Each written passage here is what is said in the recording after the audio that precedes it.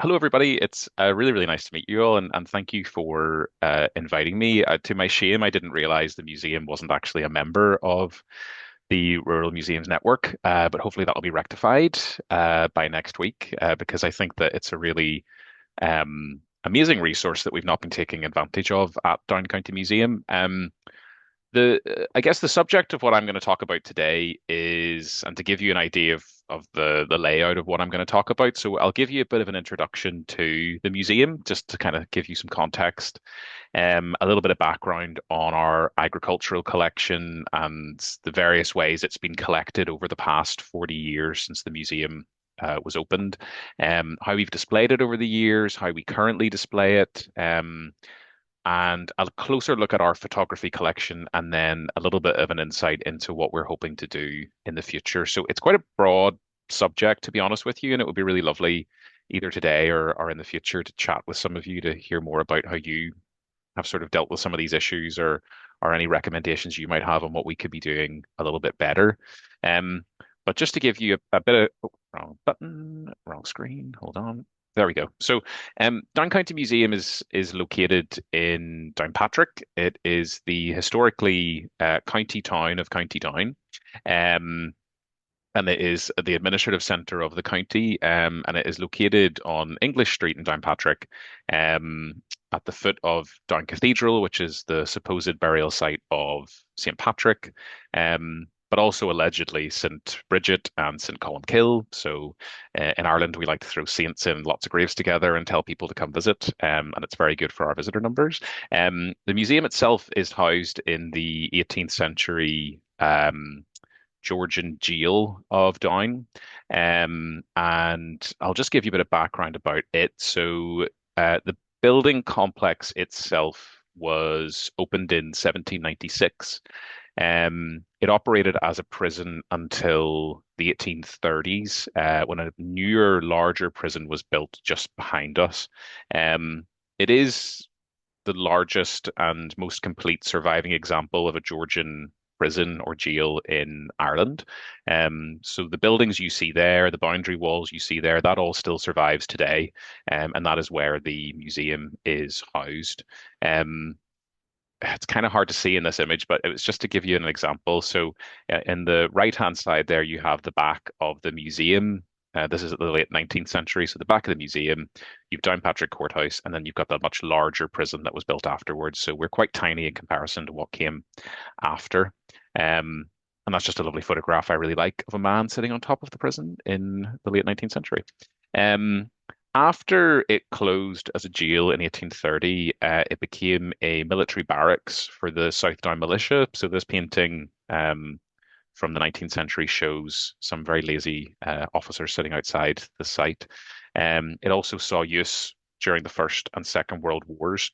And then after that, it fell into disuse. It was used as a cold meat store for local butchers. The local postal sorting office used it. I think people had their MOTs done up here for a while, and the local tech used it as accommodation. And by 1981, it was destined to be demolished for use as a car park. Um, but locally, from the 1960s, which is when this newspaper article is from, there had been a growing interest in a county museum for County Down.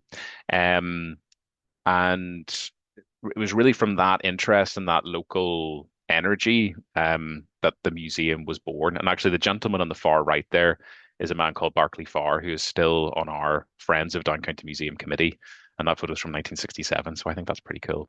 In 1981, the local council purchased the site, and restoration began on turning it into the museum we have today. So when they got it, it was in a pretty sorry state.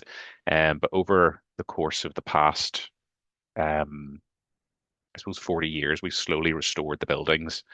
Um, and it is now a modern facility that's fit for use. So this is just some of the before and after images. Um, so today we have some of the original prison cells that still exist inside, and the former rooms of the jail have been turned into modern galleries where we tell the history of County Down, from prehistory up until the present day. Um, we also have a number of temporary exhibition spaces, and we have an art gallery and different places like that too. Um, but when I was looking back at the museum's history and the collection's development policies that have existed since the 1980s, it's been very clear that the agricultural collection in particular has taken priority over most other objects that we have. So from its inception, the museum was collecting objects relating to farming in County Down.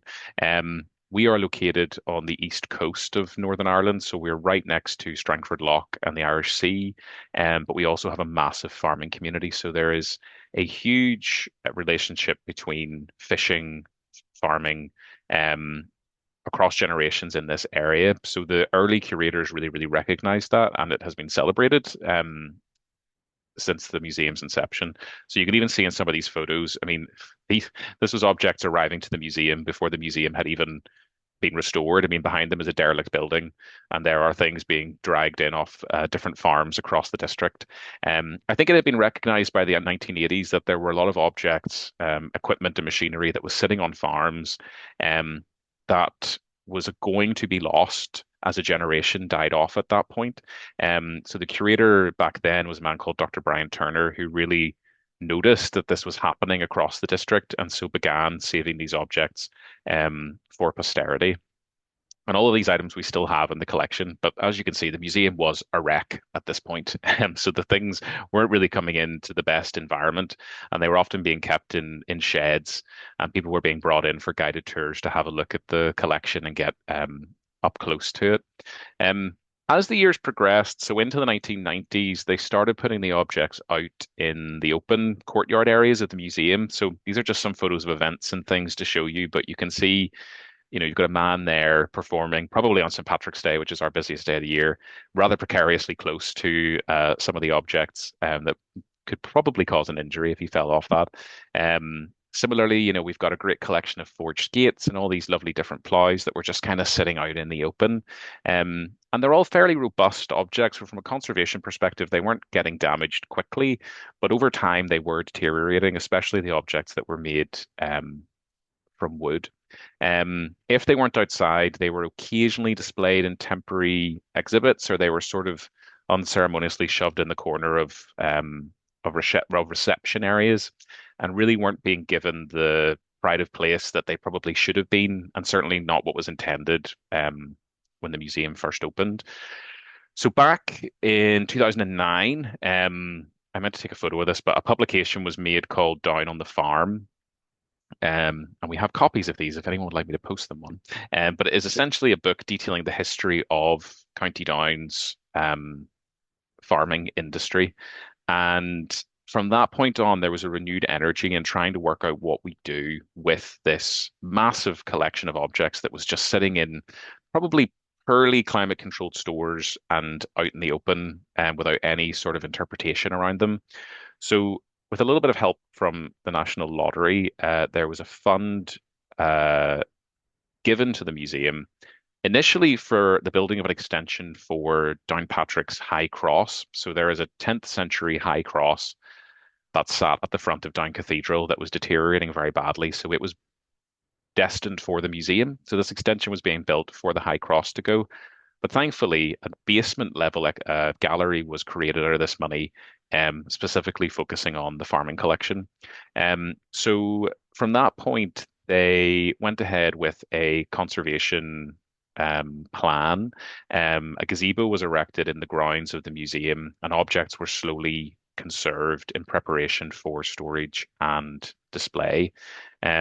As I mentioned, there's a massive fishing industry here as well. So we have a lot of objects relating to fishing and shipbuilding too. And slowly the objects made their way back into this new gallery. And this is what we have today. So it's a much nicer space that visitors can go down and engage with the farming objects and the fishing objects. It's really nicely interpreted. We've got slideshows, we've got audio, there's display cases that have more sensitive objects and pieces of paperwork on display. And you can see it in the picture. I have just realized, guys, that I have been going through a slideshow on the wrong screen. So I'm going to just show you the photos that I should have been showing you. Um, while I was talking about conservation and fishing. Um, so these are just some of the images of the conservation work that was going on at the time and the objects going back in. So this is the gallery that we have today, with the objects sort of in pride of place. And as I mentioned, it's just a much better interpretation. And it's one of our most popular galleries across the museum, again, because our local community is so interested in farming and has a connection to it. You can see in that photo there's a set of doors there. I don't have a photograph to show you, but there is also a storage room, which is roughly the same size as the gallery as well. The idea behind that is that visitors are allowed in there by appointment, or sometimes we do open days where people can go in and they can look at all of the objects on store. So it's kind of like an open storage. But as I'm sure you all know, so many of these pieces of equipment and machinery are quite dangerous in their own right, and there's a lot of risk assessments that go into letting people go into that room. So it's very much a guided tour experience, as much as we would love to open it freely for people to see. Um, so pivoting from the objects themselves, I wanted to talk a little bit about the museum's photographic collection as well. So we have approximately 50,000 photographs in the collection. The majority of those have not been digitized, so we don't actually know what is in all of them.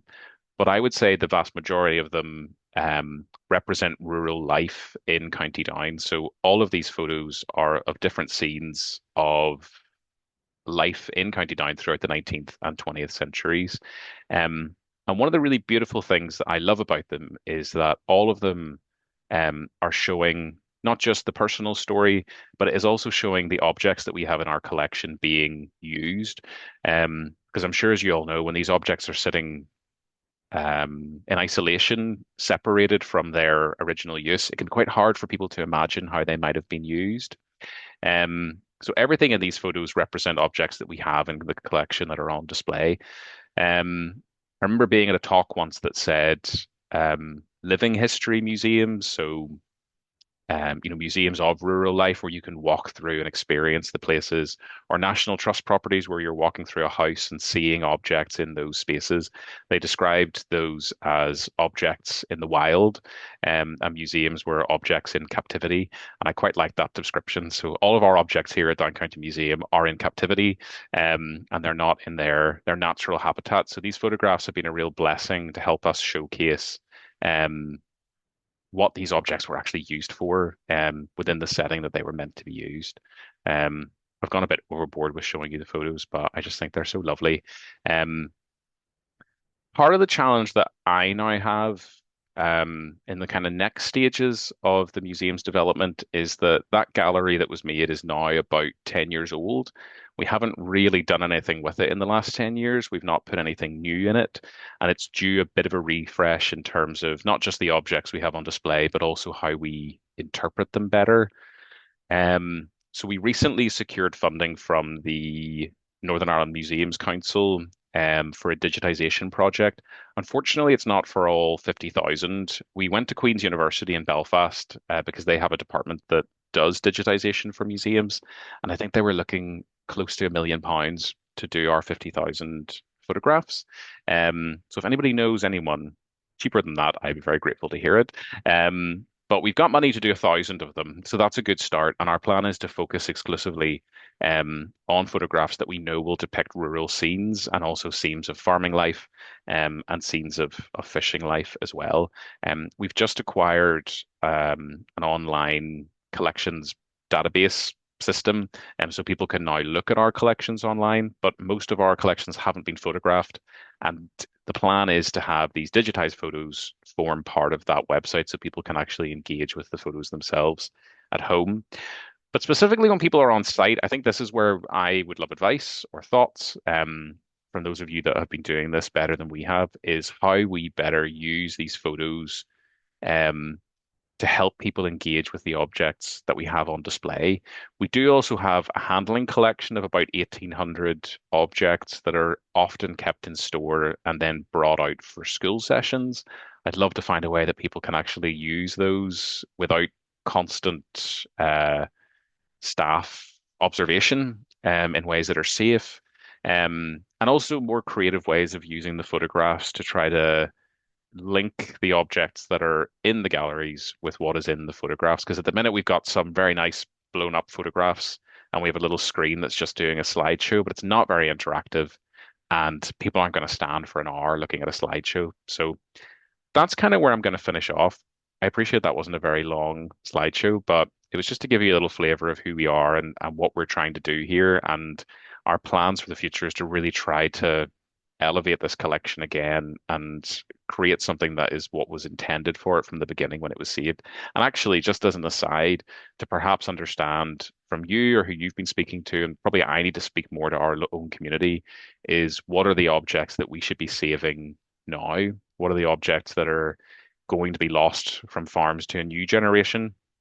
Because that's not something that I've been considering very much lately either. And this is sort of giving me a little bit of a kick to do so. So thank you very much. Fantastic. Thank you, Chris. And thank you for sharing that fascinating insight into your museum and its collections. And um, looking to the room, does anyone have any initial thoughts or ideas to share with Chris? I think if I may, Chris, uh, one thought I had, I was talking with a friend of mine. We've been pals for 60 years, and you know, well, I used to work on his farm, but I was thinking back. I used to be the curator of the Highland Folk Museum, and we have Vintage Day. And a couple of years ago, I still help them. The young lad come in with his father, and he said, "Oh, he brought a tractor for the Vintage Day." I said, "Well, that's grand." So what do you brought, I should say. And he said, "Well, I bought a Ford." So I said, "Well, that's grand." I said, "Well," I thought, "Well, has he got an N or, a major or something like that?" "Oh, no, no, no. It's, I couldn't remember the model number, but it was 1990 something." And that's what people are thinking. Mm, That's such a long time ago. So I think, you know, I mean, when I sort of, I've been in business a long time, but, I was on the cusp of when a lot of the farming people remembered the stuff that was being shown at the folk museum, which related to the horse era and that. And that meant nothing or very little to a lot of the farming people then. So I think the challenge is not so much in the objects, because the objects have changed so much. I mean, Deborah maybe can say more about this, because the large machinery and the challenges for having that. But I think you got a great option there. Really, it's within the photographs. mm. But also the other thought that occurred to me too is if to maybe tackle some of the items. Um, a mutual friend of ours in Canada did a talk for Alfam a couple of years back, and he started doing 3D printing of Ah, different plows, and okay. that sort of created them as handling objects. So Yep. that if you got something like that, then you got more chance maybe to work that in with your photographic collection, and sort of it's a possibility to look at things like that. Yeah, that's a really good idea. I actually hadn't even thought about 3D printing. And then there's an option there to actually print things in a way that's safe. So they're not sharp and people can actually handle things without any Uh-huh. risk. So that's and it's funny you mentioned the 1990s Ford because we've just launched an exhibition on the 1980s at the museum and people have been a little bit horrified that we're doing an exhibition about the 1980s. Um, but also, the 80s was now coming up on 50 years ago, 40, 50 years ago. And as you say, actually, objects from the 90s are going to be obsolete. And technology now feels like it's evolving much more rapidly and changing so quickly that actually, yeah, that's a good point. Maybe the photos are a better way of capturing that. I had thought about oral histories as well, which is something we've not done a lot of here. Um, I don't know if you've ever dealt with that kind of like interviewing people that had worked on the farms. Well, I have myself from my own personal work over the years. Um, it, I mean, the urgent thing I would say now is that another sort of horseman that I knew died yesterday or in the last couple of days. But I mean, all my friends, it was I was a youngster kicking around them, at the start of the heavy horse revival in sort of about 1970. Hmm. But I mean, my best friend now be 90 next year, and most of my friends before that they've all died. So if you're looking for that sort of far back, but the thing is, I mean, what I would say is that when I think of the people I talk to, the collectors. I mean, I'm near as damn at 73, and so when I think of the tractors that I drove, there were but that era, the massive 65s, you know, early Fordsons, Ford 4000s, things like that. But it's like yourself, you said yourself. I mean, you're talking 50, 60 years ago, Yeah. and so I mean, yes, it's interesting to talk to some of those because the process for a lot of the farming has changed so much. But even those objects which are within my nostalgia and my peers' nostalgia, I mean, this they mean very little to some of the more recent generations. So it really is a challenge, as to what is relevant. And again, coming back to my pal said to me last night, thinking back to when we were boys, he said, "Have you driven a tractor?" Like I said, "Well, no." I said, "I haven't got into the computers and pressing the button." Um,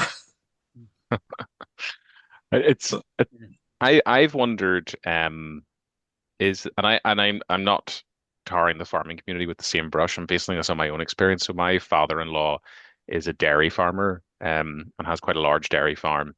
And he has no understanding of why I work in museums. He thinks it's nonsense. He thinks he's very happy to, he'll. I think there used to be a series of really lovely old red brick cottages on their land, and he demolished them and used the brick as a foundation for a slurry lagoon. That he's just doesn't understand. And I wonder, is that, I don't know, from all of your experience, is that something you see within farming communities? They're much more practical, or is it maybe that's just my father-in-law's personality? He just doesn't see the point. don't think that's an unusual view. Um, I mean, as when you're talking about um, possibility of doing oral history, Mm, um, reminiscence work, it's quite important because things have changed a lot.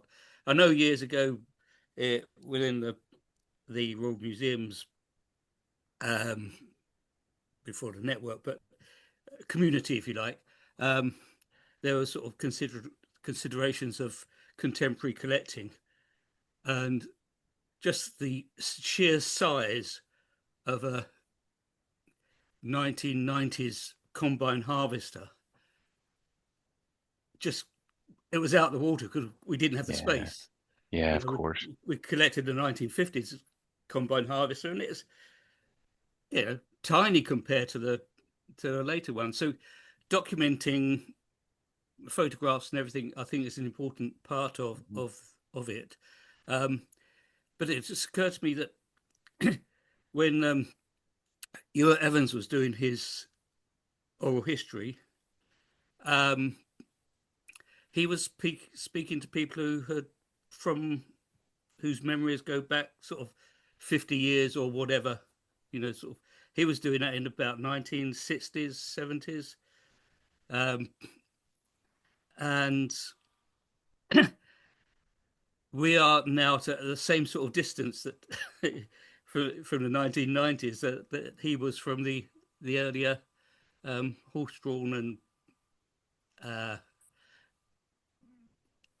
traditions, if you like, Yeah. of farming. Um, so I know a lot of people will say, what do you want to know that for? It's what I did. But a skilled old historian can get somebody chatting and learn um, a lot of stuff, and um, because I mean, there's so many stories, so much uh, our younger generation could learn. Oh bloody hell! I sound right an old fart, don't I? But it's it's interesting the way that people think.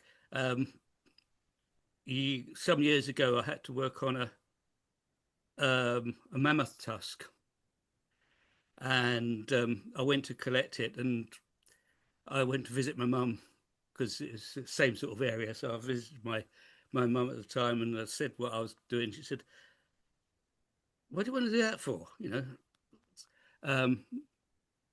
But when I went back to the van to go home, she couldn't resist looking at this and touching it. Mm. So there, you might get some sort of resistance of, what do we want to know that for? But once you get somebody talking about what they did, what it was like around here in 50 years ago, I think they open up. There's a big scope there, and I mean, there's this sort of oral history research and such like sort of dropped out a bit from museums because of our finances and management and all the rest of it. Mm. But it was quite an important bit of research and documentation. Yeah. And I think that's part of the museum's role, is to document the contemporary as well as the past, and how it continues. Anyway, Yeah, I'll shut up now. No, thank you. That was really helpful. I'm taking a lot of notes. Every time I look away, I'm writing down. I wondered if there was scope to kind of combine some of those themes. So you talked about contemporary collecting, Chris. Is there potentially an option to take some key images of particular tasks being carried out, go to the local farmers, find out who is currently doing that job in a completely different way, and use that as a way of capturing contemporary oral history recordings of what they do now, the technology they use, the tools that have remained the same, the devices that have completely changed, and use that as a way into seeing how farming has evolved, but also using your photography in a kind of now and then take some new imagery of those activities, similar activities, if not actually the same devices sort of thing. Yeah, that's a really good idea, actually. Just you when you were speaking there, we're quite lucky in Northern Ireland that we get peace funding, which is still a thing. It's like a legacy of the Troubles. Um, and this time around, I don't know what, I think we're on Peace Plus now. We've had like Peace 1, 2, 3, 4. I think this is Peace Plus. Um, the focus is on marginalized groups, or groups that are maybe ostracized, or groups that don't feel connected to society. And actually, the farming community is listed as one of the ones to engage with. I only really noticed that the other day. So that kind of combines what George was saying about reminiscence, and then, as you say, maybe contemporary collecting with photographs of what's being used today in comparison to the old objects. Um, I think that would work really well. That's a really, And really good might, if idea. there's funding as well to support a professional photographer to go and take, because the Yeah, images you've got are superb quality. they're I don't know lovely. whether they've Yeah. come from newspapers or have they come It from was a publications or something, or it was a local photographer who I think worked for all the newspapers locally, from okay. maybe the 30s up to the 70s, and then when he died, his family just gave all of his negatives to the museum. So we got very, very lucky. But he makes up. He's 40,000 of the 50,000 photographs we have. But so there's a lot Wow. there. So that's a really, really Yeah. lovely idea. Actually, I've written that down. Yeah, fine. I think got a couple of hands up. I think Deborah might have been next. I think you've put a link in the chat as well, Deborah. Yeah, I did a couple of things. So I'm at the Henry Ford. It was nice to see the 9N. It would be very cool as I keep working on an environmental history of Henry Ford to really extend out how Fords, and I mean that automobiles and tractors in their iterations, affected the planet. So I know that lots of y'all have Ford tractors, but your collection is pretty amazing what you've shared. And so, hello, I'm Deborah Reid. And then farmers. So the first thing I'd do is ask your father-in-law, would he like to share in an oral history why he made the decision he did? Because farmers today are not preservationists, though they do manage their land. And so the fine line between stewardship and you could say land exploitation continues, but if he needed a lagoon and he had these non-inhabited buildings, it seems a reasonable business decision. So I think the other thing, really quick, I once did a panel of farmers with a group of Illinois history students when I taught at Eastern Illinois University. And those three farmers, all very similar, did not agree on very basic things. And it was fascinating for the students to hear that, who had a perception of what a farmer in the Corn Belt of Illinois was. But the farmers also learned that those students were not who they thought they were. And to me, that's a beautiful way to engage community with ongoing agriculture and really emphasize the context of those objects in your stewardship. And last but not least, I put in the chat a link to a call for photo and video essays. So I don't know if you also have any video, but there's an effort out of Switzerland that believes if they can put more historic content together, it can inform the media and public officials about the value of the historic context of ag. So there's an FYI. Wow, thank you. That's Thanks. really, really helpful. Thank you, Deborah. I don't think we're related, but you never know. I'm more than a quarter Swiss, which is a total surprise. But I Yeah. mean, not Swiss, sorry. I'm sorry, Scottish. Ah, But my most gene pool is Polish. right, okay. I think the Reids are possibly Scottish. Apparently it means Yeah. ruddy complexion, and I definitely Yeah, get that and that's after for true. Yeah. No, thank you. That was very helpful. That's brilliant. John, I think you were next, patiently waiting. So, hi, Chris. Hi, John.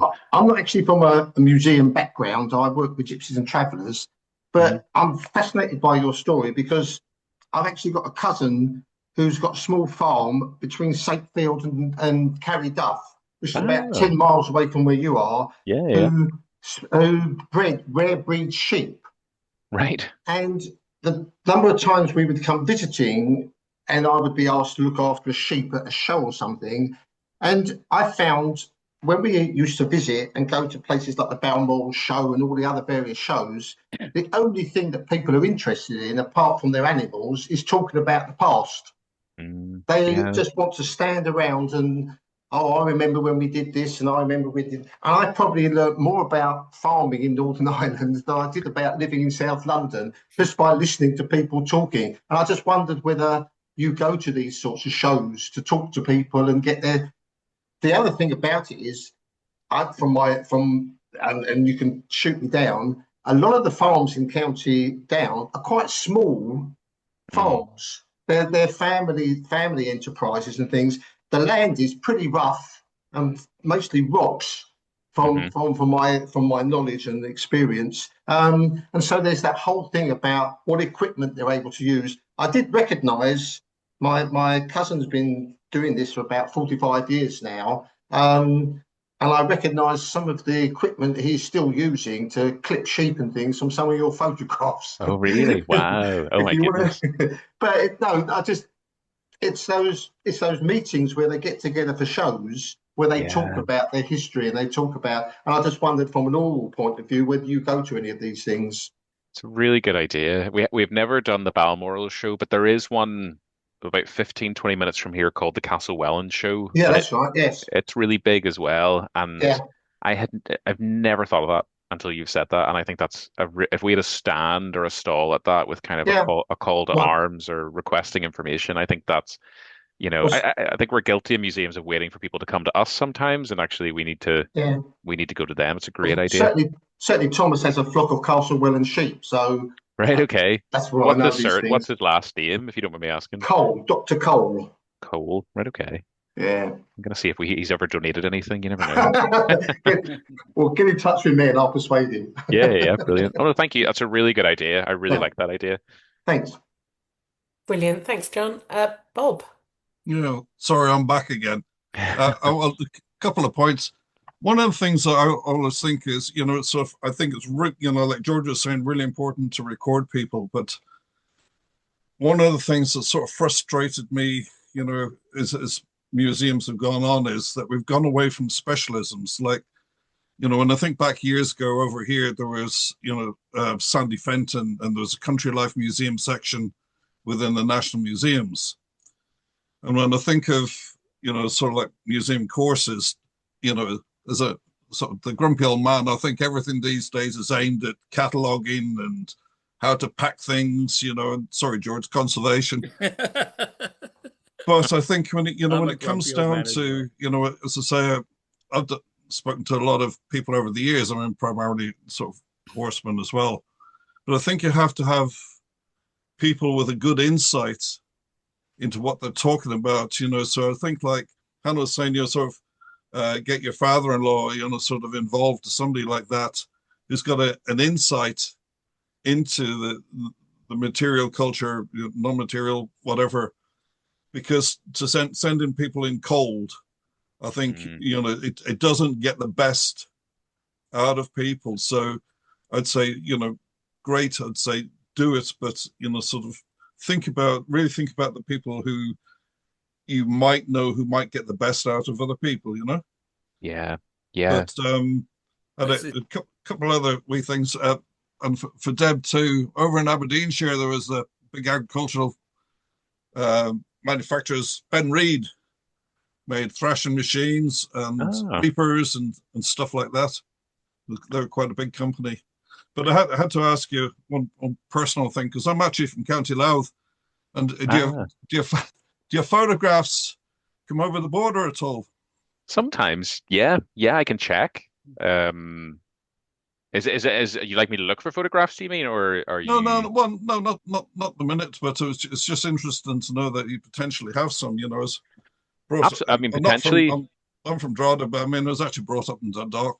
Right. Okay. Okay. Well, our sister museum is Newry Museum, Uh-huh. which would be even closer. So they might have stuff as well. Yeah.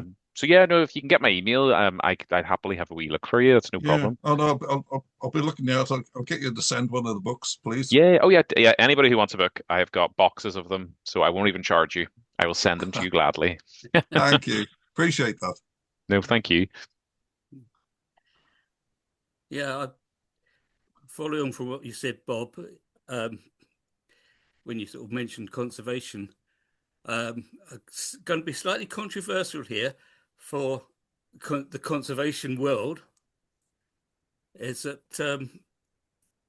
there are a number of elements of conservation. There's not just the object itself, but there's a knowledge of the object, what it does, how it does, which sometimes could include using the object, demonstrating it.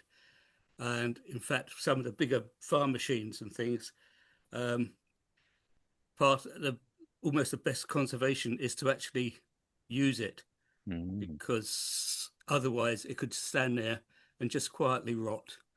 And in your gallery, I'm not criticizing, but anywhere, Gresson Hall, anywhere, where you've got things in the gallery and they look very nice on the outside, but they could be rotting on the inside. Yeah, it's really good advice. There's a lot of layers of. I mean, on a different subject, one of my interests is musical instruments, and so we sometimes get to musical instruments that are on display in a museum, and they look nice, which is fine. But the important thing of a musical instrument was the sound, which unless you actually play it, you don't get. Yeah. And again, with musical instruments, they can deteriorate by not being played. Yeah. So it's the same with mechanical things. So the the conservation of the knowledge, experience, is as important as the object itself. Yeah. And actually, I've got a good example of that from a rural perspective. I used to manage a National Trust property called Castle Ward, and we had a lovely tack room filled with tack and a lot of leather goods, and a very well-meaning volunteer cleaned the some of the leather saddles and some of the um, various bits and things like that with saddle soap. Um, and we had a leather conservator who came over to resolve what ended up being a massive mold outbreak, Yeah. who I rather explained guessed that was going to be there was a because lot of mold, but yeah, he explained kind of what you're saying, that if these were objects that were being used every day and they were being ridden and they were being put onto horses, then saddle soap, of course, is totally fine. But because they were just sitting stagnant, yeah, the mold just yeah. Well, expanded. So it's understanding their sometimes use. You're totally yeah, right. I hadn't even thought of that yeah. until that Sometimes again. what we put on things like leather is actually just more food for mold. Yeah, they Um, all turned blue very, very yeah, quickly. yeah. I could Um, have, yeah, I would have predicted that, to be yeah, honest. no, it wasn't good. But it's a really and I would say I'm a total generalist. Like in the past month, we've put on our 1980s exhibition. I've got a sculpture exhibition launching at the end of this week, and I'm talking to you guys, and I think I feel my role as a curator now is different to what it might have been. Whereas, as you rightly said, the specialisms have kind of gone, Bob, and I feel my job is actually kind of what you said there, George, is identifying who are the people I need to speak to, who are the experts, because I'm not like I am not an expert on um the specifics of some of the collection in this museum. But sometimes it's really tricky to find those people. Which is Sadly, why I'm sadly, some of them are dying off, like we lost Catherine Wilson recently. Mhm. Um, Well, we're all of that generation, George. yeah, There's a whole bunch of us are just clinging on for yeah, dear life. yes, us old gits just hanging on. oh, please do. Because as I said at the start, I'm ashamed we weren't part of this network because this conversation alone has given me 3 pages worth of notes. So thank you, everybody.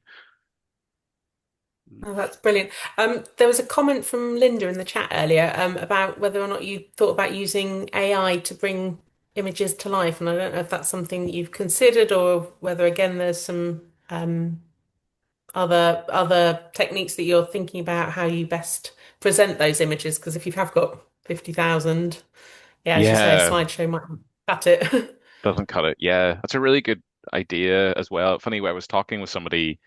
We're very close to an abbey called Inch Abbey, and then we have Down Cathedral at the top of the hill. But also we were the historic jail, so there's a group of artists who work in Downpatrick that are working with not necessarily AI, but they're initially working with different types of virtual reality where people can put on headsets and they will feel like they are in the jail. Um, and they are looking into using AI to enhance that to make it much more realistic and doing the same thing with the Abbey and with the cathedral and all that kind of stuff. Um, so I think it's something maybe down the line we definitely could look at.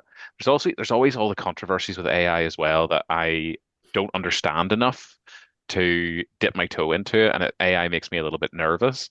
And as museums, I know there's a massive, for example, there's massive discussions around the impact of AI on the environment, for example, and the use of water and that kind of stuff. Um, and even for artists that we would use locally, I know they're very opposed to the use of AI because and our graphic designers and all. But it's about how do we use it ethically in a way that is helping to tell the story of the past without taking it away from somebody else. But I think that there is massive scope with AI because I've seen some of the lovely things that have been created that really do recreate the past in a way that you would never be able to do without it. So I don't feel qualified yet to make a decision on AI, but it does excite me in a lot of ways too. So it's a really, really good point.